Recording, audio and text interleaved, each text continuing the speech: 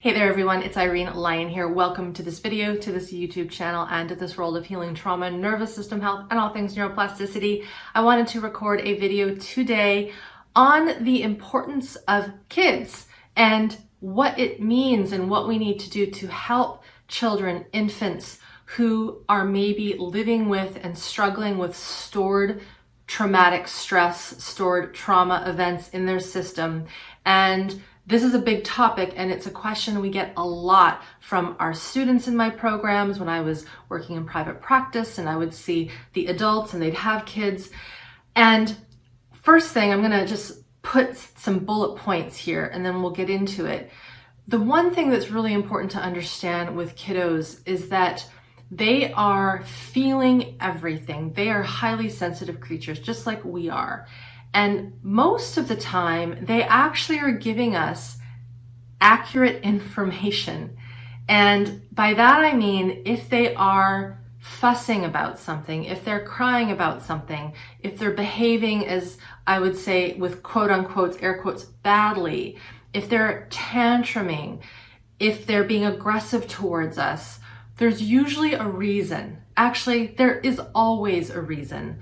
That child is not trying to piss us off or make our day badly, especially when they're under the age of 11, right? There's this time in human development where we are immature as an animal. We are immature in our nervous systems. We are immature in our emotional intelligence.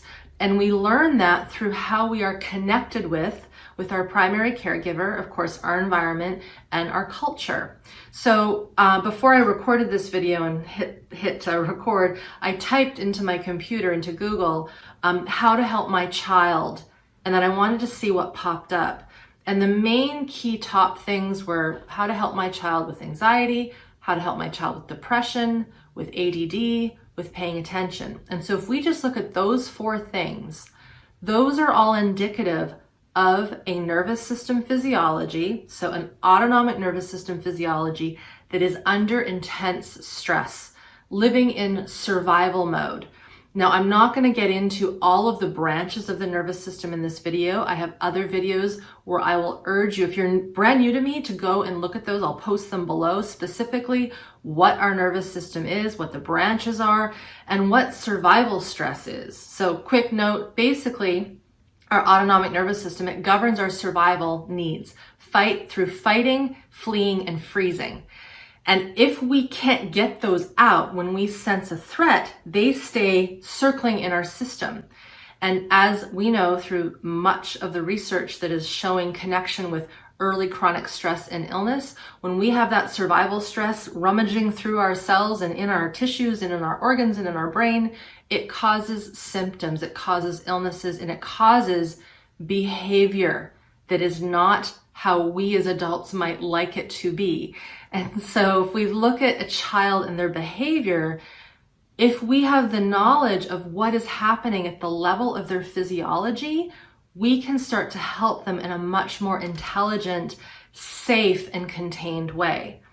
So if I go back to that question that we often get, how can I help my child if they have, say, anxiety, depression, trouble with attention, is we need to, as the adult, as the caregiver, maybe the parent, maybe the teacher, learn about the nervous system. And the one thing I have seen time and time again from my students and clients is that as you become more knowledgeable in what the nervous system is, and this is very important, so listen up, when you become more attuned to your own system and able to listen to your own biology, you will feel theirs much more accurately, which means that you can then help them with what they need on demand. This is what attunement is. This is what we would call empathy, the ability to empathize with what's happening in that little one and give them what they need. A true story that happened a little while ago. This was maybe 2 years ago. I was in a drugstore nearby here, and it was winter, and it was super cold outside in Canada, like 0 degrees Celsius, but inside it was so hot. The heat was on, cranked, and of course it was one of those drugstores where you smell all the chemicals from the cleaning supplies and the laundry detergents, etc. And there was a young mom with her little one in a stroller, and the child was maybe no more than, I'd say, 6 months old. And the little one was wailing this cry of discomfort.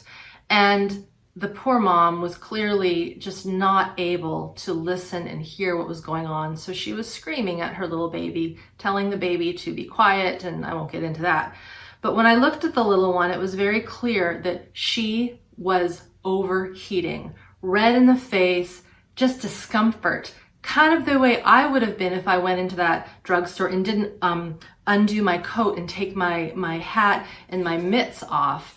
So that little one's physiology, because they can't communicate, doesn't have the dexterity to take the clothing off. And you'll see sometimes toddlers will start ripping their clothes off, and then of course they get in trouble because they're taking their clothes off and they're outside. Usually, most of the time, it's because they're trying to regulate their body temperature. So if we think about this situation with a really tiny one, that mom, again, not her fault, because chances are she's got her own stuff going on, so she's not attuned, but she is misattuning to this little one who is desperately needing to cool down. So that's one example of how when we, as I call us the big people, the adults, the caregivers, the parents, when we're tuned into us and our environment and what's going on, we are able to attune and be with and offer what our young need on demand. And when that occurs, their nervous system learns how to self-regulate. So if you think about that little one, if they were to have the clothing loosened and a little fan and cooled down, the system would come down. So that's one example of how, as we become more connected to ourselves and understand what's happening in the physiology of others, we can offer what they need so that there's just more harmony. The other thing that is very important to understand when we are working with our kids, or we have kids and they are suffering from, let's say, these conditions of trapped survival stress, is that us as the big person, we need to do our own work. And the reason why is those little ones, because they are immature, because they don't have the self-regulation capacity to bring themselves down on their own, if we get triggered by them and ramp up into our own survival stress, often because we ourselves do not have good self-regulation, and this is just so common right now, so it's very general what's happening, but if we are being triggered by them, they are just going to get more ramped up, and more ramped up we get, and then they get more ramped up, and we can say that that's where disaster strikes, right? And we want to prevent that as much as possible. So as, again, the teacher, the caregiver, the parent, the more we are able to be in our own emotion and regulate our own physiology, our own thoughts, our own behaviors, the more we can do that, the better service we are to these little immature systems that are just looking for help. They're looking for that capacity to show up and come down, but we need to show that to them. If we think of examples of children, and I work with adults who have been, say, physically hit when they're little. When you talk to parents, and I've talked to parents who have hit their kids, and of course they're so ashamed by it and they wish they didn't do it. It's not like they're looking to do that in the day. Something in their own system cannot stay contained in the trigger, and then their behavior lashes out in the form of maybe shouting or screaming or hitting, however it might be. And we have to understand that inability as us as the adults to contain will transfer to the little one, and they will feel that we cannot contain, and then that frightens them as well and puts more anxiety into their system, and then we have this vicious circle. So for the teachers, the caregivers, the parents, I'm very specific. I always want to say more than parents, because sometimes we are teachers and we're working with kids, or maybe we have nieces or nephews, or we're grandparents. We need to understand that how well we are in our own regulation will express into the child's. And then the final thing that I'll mention about kids, especially kids, actually there's two more things. we need to play with them. And again, when they're younger, this is so important because they don't have that higher cognition to sit down and have a reasoned conversation. They're not ready for it yet. That's why kids play with things. They watch cartoons, they make believe, they do all these creative, fun, silly things. That is how they are learning how to be in the world. So we have to come not down to that level, but to that level and play with them. And I did a video a few years ago on this. I think it was called How to Tame a Tantrum, where I was in Rome at the Colosseum in Italy. And I explained how I helped this little boy that was ready to just, he was going crazy because he didn't want to be on this tour. And the parents didn't know what to do with them. I already had seen them hit the child and it was driving me crazy. So I helped this little one regulate by playing with him. And the parents thought that this was just miraculous. And for me, knowing what I know and teaching what I teach and working with kids the way I have, it's like, well, of course we would play with them because that's what they know. There's a reason why when a child goes to a really good child psychologist or therapist, they play in the sand, they draw, they do animal movements. It isn't sitting on the couch and reasoning with them on why their behavior is so bad and why they're tantruming. So to reel that back a little bit, when we have a kiddo that is having trouble with their physiology, say with anxiety, depression, but usually it's in behavior, right? Acting out, hitting, just being frustrated. Please know, number one, they're usually not doing it because they're trying to harm us and piss us off. They're doing it because they don't have the maturity to know what to do with their emotions. It's the same for adults who don't know what to do with their emotions, who act out and behave badly and abuse people and all that stuff that goes with it. That's another situation in itself. So for kiddos, we need to understand that they're in the same boat and we need to offer them connection, attunement, play, and we need to be regulated in our own system so that they can feel that and model off of that. A lot of people ask, can my child go through your programs, Irene, for example? And usually I say no. You know, it's not useful for a kid to listen to me teach them how to orient and find their feet and their kidneys and their brainstem and their viscera. I would rather the parent do that work so that they become more regulated in their system. And when that happens, we have more patience, we have more desire, we have more energy to be creative and play with our little ones, and it just comes out spontaneously. So very important to know that usually with kids, we just have to give them what they know how to do, and that is to play and to connect and listen to them. The next piece I will talk about has to do with teenagers. So I was a teenager once, obviously you were as well. And one of the things I found to be probably the more difficult is when parents come to us, myself, my colleagues, and their teenager is not doing so well and they want to try to fix them or help them.